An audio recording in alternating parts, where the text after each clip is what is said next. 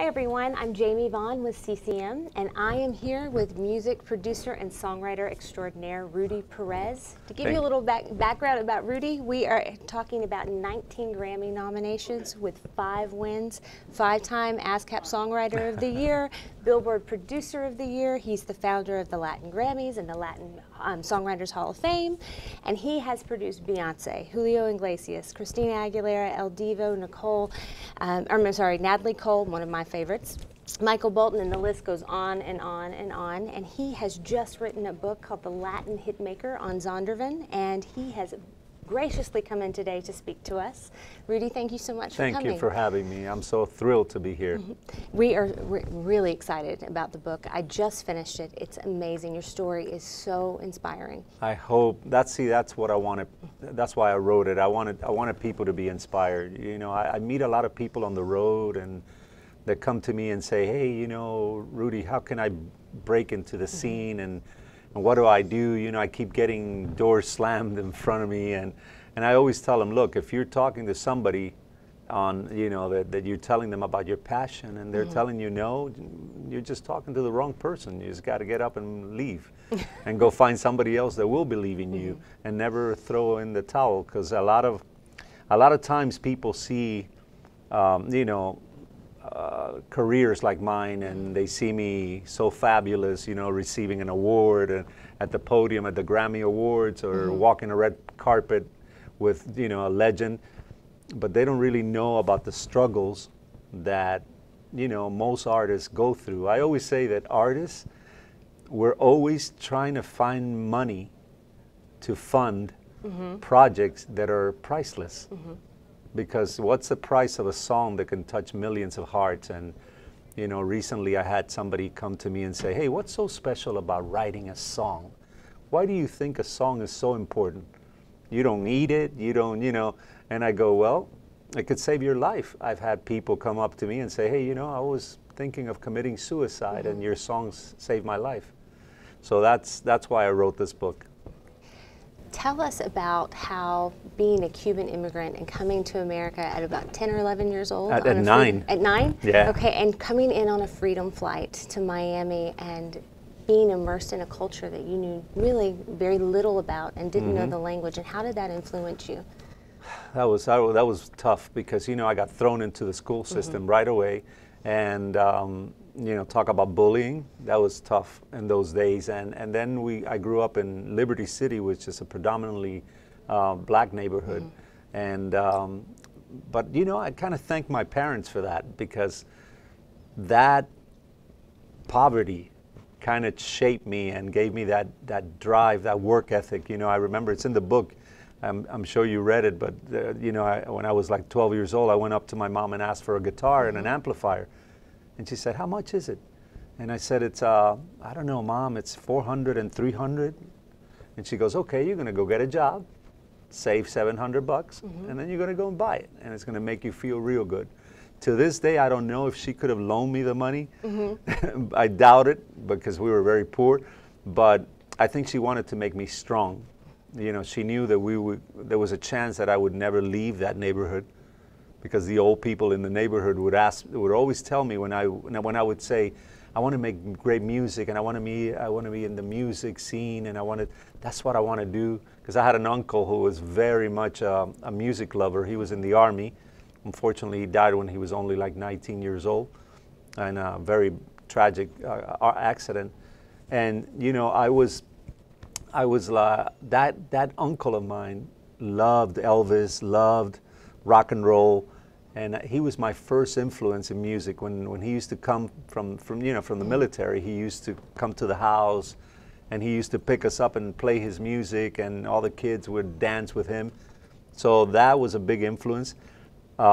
Growing up in that neighborhood made me strong, even though a lot of the older people would say, hey, you know, don't dream that big, kid, because you're never gonna get out of here. Your future is the hardware store or the convenience store or the gas station. That's where you're going to work for the rest of your life.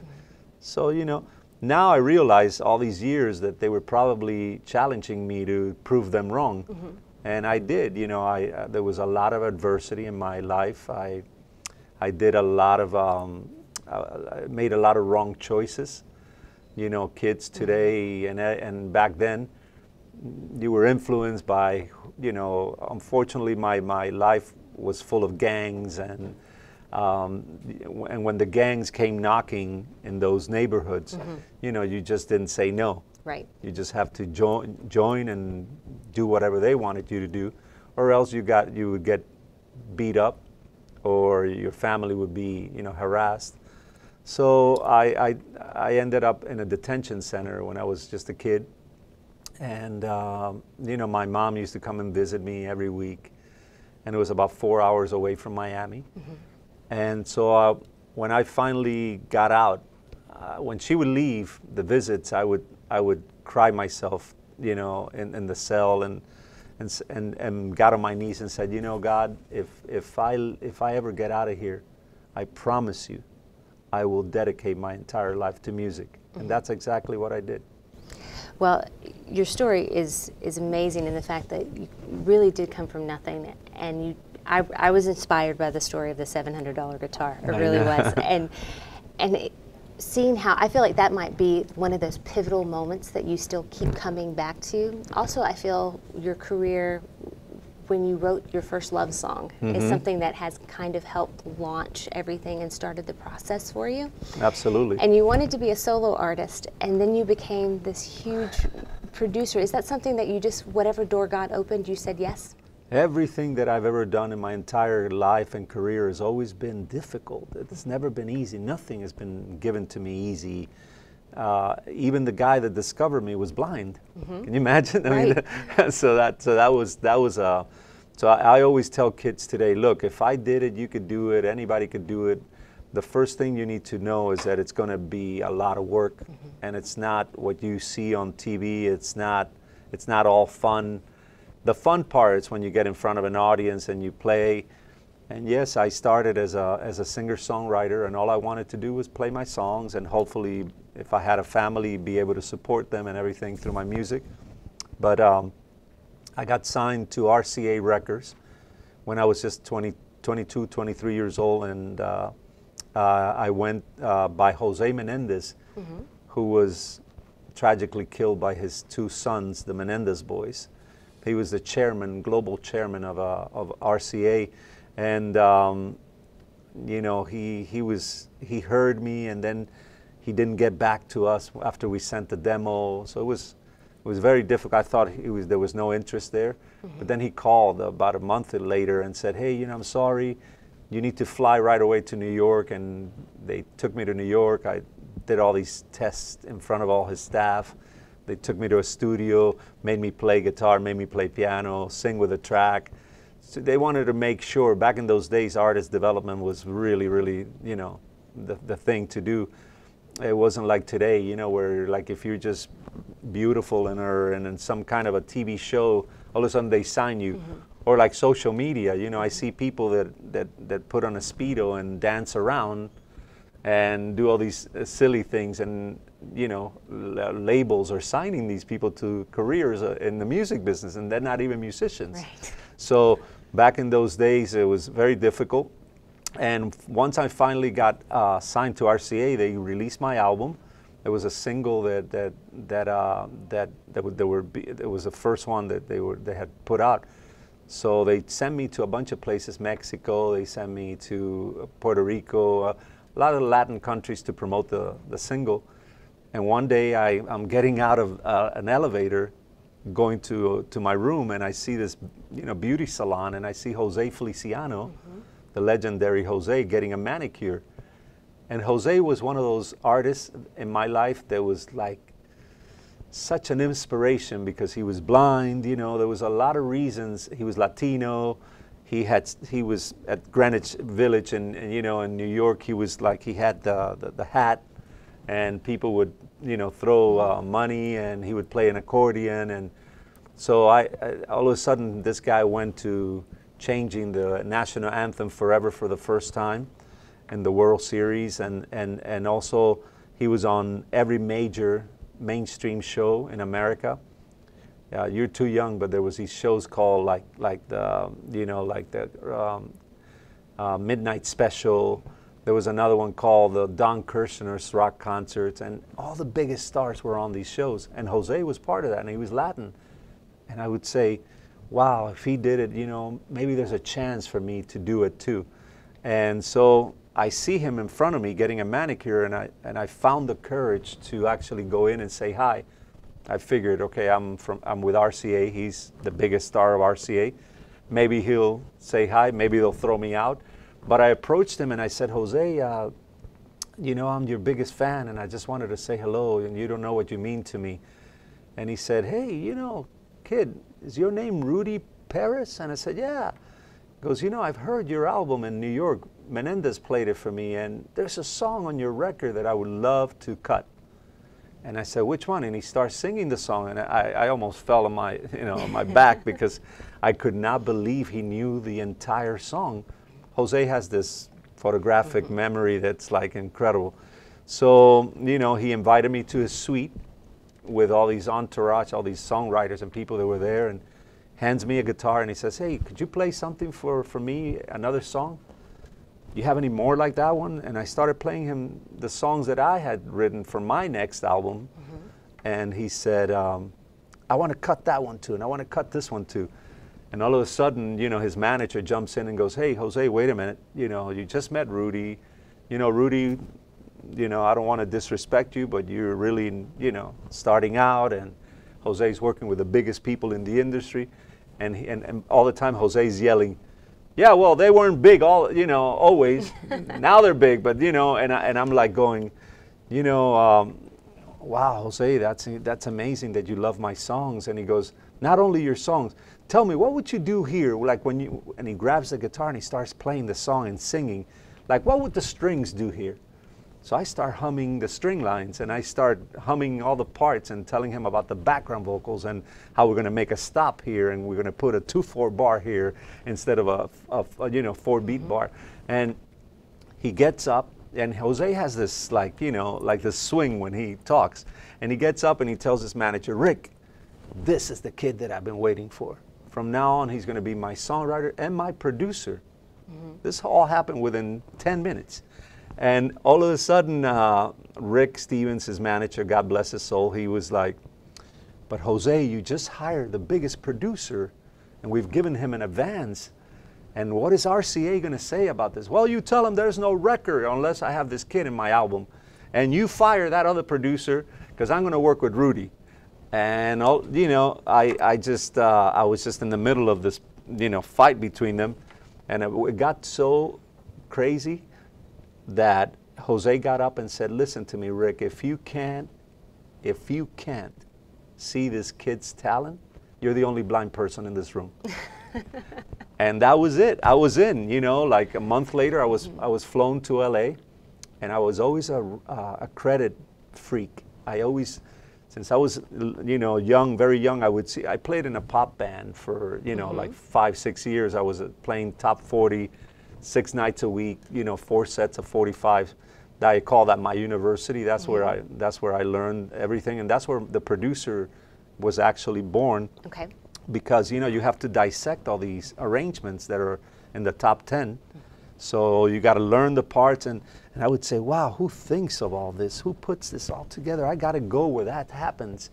So I quit the band, and I went and became a gopher, cleaning bathrooms, whatever it took to learn the craft of making music in the studios.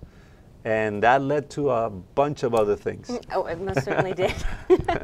How has working in mainstream and being a Christian, how has your faith influenced your work there? My God, my faith has been everything to me. You know, my grandfather was a minister.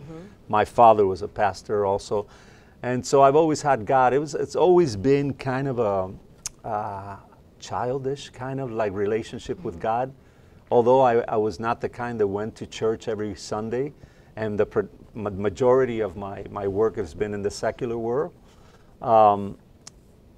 One day my dad comes up to me and says, hey, you should listen to this girl. You know, everybody in my church is listening to her, and, you know, they get up there and perform her songs. She sings beautiful. Check her out. You should listen to her. And, you know, I got the CD and I put it in my car.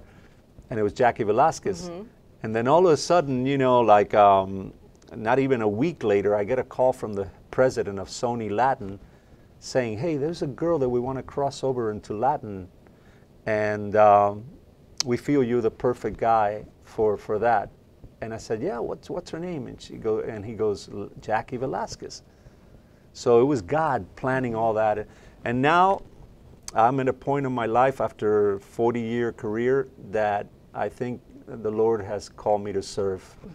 And I want to dedicate most of my time to actually glorifying His name and actually, you know, showing people why I've been so successful, because I've always had God in my life. You are the founder of the Latin Songwriters Hall of Fame. What does that mean to you? Well, you know, I actually like to call myself the co-founder, because if it wasn't for my friend Desmond Child, who's a brilliant songwriter, you know, written hits for Bon Jovi and, you know, Living on a Prayer and all these songs, Desmond had one wish when he called me about 7 years ago and said, hey, I want to help you out. I know you've been trying for like 18 years to get this off the ground. It's just my admiration for the greats of the past that I actually looked up to, and that actually formed me as a songwriter, because I have such deep admiration for so many from the past that it sometimes upsets me that young people today, they don't research the past, because it's all there. Those guys, anything you think you're going to invent, those guys did it before, including the great classical masters.